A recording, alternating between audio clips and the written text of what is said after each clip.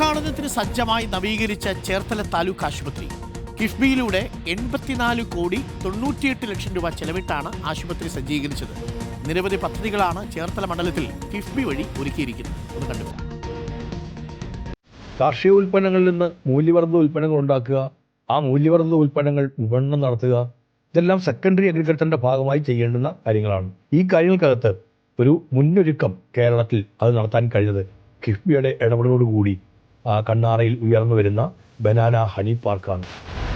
പരാധീനതകളുടെ നടുവിൽ കിടന്ന് വലയുകയായിരുന്നു ചേർത്തലയിലെ താലൂക്ക് ആശുപത്രി. 84 കോടി രൂപ മുടക്കി ചേർത്തലയിൽ താലൂക്ക് ആശുപത്രി ഇപ്പോൾ സജ്ജമായിരിക്കുന്നത്. കിഫ്ബിയിലൂടെയാണ് ഏതാണ്ട് 23 കോടി 60 ലക്ഷത്തോളം രൂപ മുടക്കി ഒറ്റമശ്ശേരിയുടെ തീരപ്രദേശം ടെട്രാപോഡുകൾ നിരത്തി സംരക്ഷണത്തിന്റെ ഭിത്തി നിർമ്മിച്ചിരിക്കുന്നത്. ചേർത്തലയിലെ സെന്റ് മേരീസ് പാലവും നെടുമ്പ്രക്കാട് വിളക്കുമരം പാലവുമെല്ലാം ഇതേ ഗണത്തിൽ ഉൾപ്പെടുന്നവയാണ്. കോടികളാണ് അതിനായിട്ടെല്ലാം മുടക്കിയത്.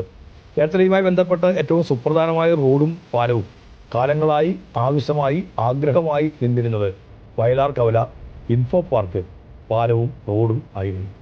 94 കോടി രൂപ രണ്ടാഴ്ചയ്ക്ക് മുമ്പ് കിഫ്ബിയിലൂടെ ഭരണാനുമതിയായി എന്നുള്ളത് മറ്റൊരു സന്തോഷകരമായ കാര്യമാണ്. ചേർത്തലയിലെ നിരവധിയായ സ്കൂളുകൾക്ക് കിഫ്ബിയുടെ ധനസഹായം ലഭിക്കുന്നുണ്ട്. ഒരു സ്കൂളിൻ്റെ കാര്യം മാത്രം നിങ്ങൾ കേൾക്കൂ.